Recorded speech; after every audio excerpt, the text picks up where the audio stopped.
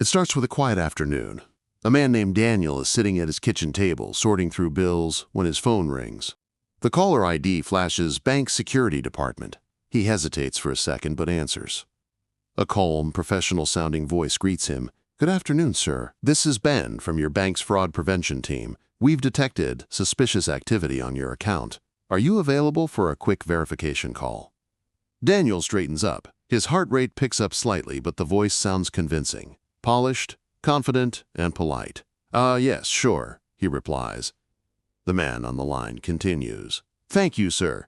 Please don't worry, we've temporarily frozen your card to protect your funds. Before we proceed, could you confirm the last 4 digits of your debit card?" Daniel hesitates again. Something feels off. But the number on his screen matches the bank's official number he'd seen before. He assumes it's safe and reads the digits out. "Perfect. Thank you, Mr. Hayes," the voice replies, already knowing his name. "Now, just to verify your identity, I'll send you a one-time code. Please don't share this code with anyone but me. It's required to lift the security hold." A few seconds later, a text message arrives, a genuine-looking bank code for online access. He reads it back. "Thank you, that worked," says the voice. "Now, I need to confirm a few transactions. Did you authorize a $980 purchase from an electronics store in Chicago?" Daniel frowns. "No, definitely not."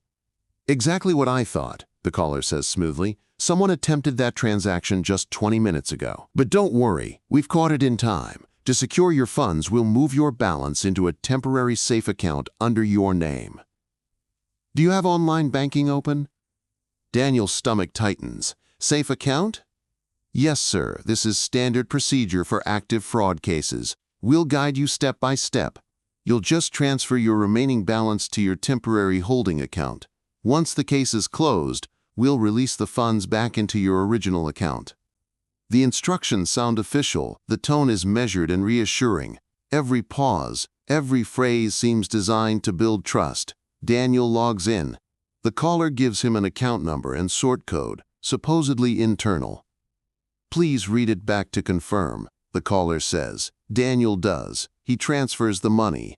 The caller thanks him, gives him a case reference number, and tells him he'll receive an email confirmation in the next hour. The call ends. 20 minutes later, Daniel checks his banking app. His account balance is 0. He waits for the email that never arrives. He calls the bank directly. This time, the real fraud team answers. They tell him no one from the bank called him that day. His stomach drops as the reality sinks in. He's been scammed. The fake fraud department cloned the bank's caller ID, tricked him into reading out his one-time login code, and stole everything in one transaction. The next morning, he files a police report. The officer he speaks to tells him this exact script has been used hundreds of times across the country. The same calm voice, the same temporary account story, even the same fake reassurance. "You did the right thing calling us." Daniel replays the call over and over in his head, trying to spot the moment he could have stopped it. The call seemed so real. The number looked genuine.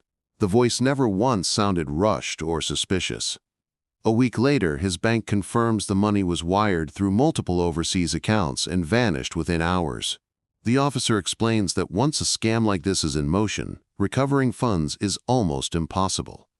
Daniel's story ends with one small detail that others can learn from.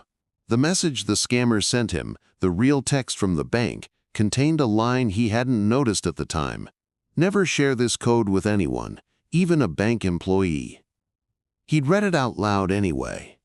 He sits at his table again, this time with the phone turned face down, promising himself he'll never trust an incoming call about money again.